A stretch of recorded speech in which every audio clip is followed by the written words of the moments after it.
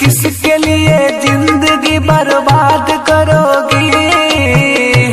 कोई न मिलेगा तो मुझे याद करोगी।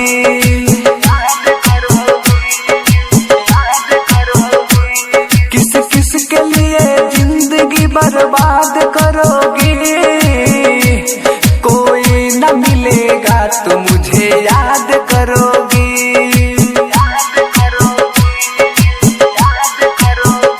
मुझे याद करोगी। मुझे याद करोगी। किस किस के लिए जिंदगी बर्बाद करोगी। कोई न मिलेगा तो मुझे याद करोगी।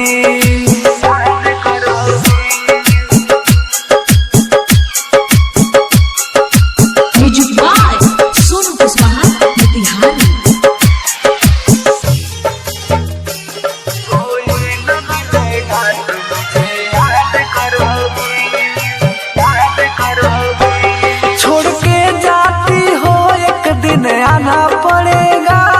दुनिया हमारे की ठोकर पछताना पड़ेगा। छोड़ के जाती हो एक दिन आना पड़ेगा। दुनिया हमारे की ठोकर पछताना पड़ेगा।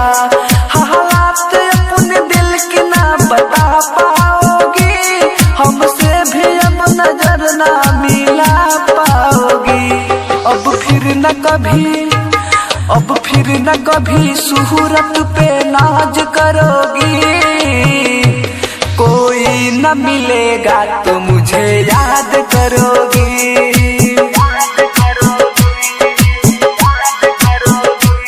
किस किस के लिए जिंदगी बर्बाद करोगी। कोई न मिलेगा तो मुझे याद करोगी।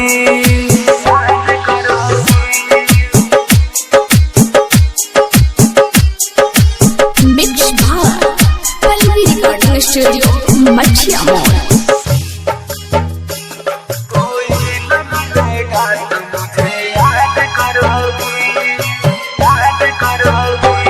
माना कि तुम्हें रब ने है फुर्सत से बनाया। लगता है तेरे दिल में ये पत्थर है लगाया। माना कि तुम्हें रब ने है फुर्सत से बनाया। लगता है तेरे दिल में ये पत्थर है लगाया। खास मेरे ही जैसा ये तेरा दिल होता। दूसरों की ख्यालों में कभी नहीं खोता। प्रमोद गुड्डू अमरजीत अकेला को बर्बाद करोगी। कोई न मिलेगा तो मुझे याद करोगी।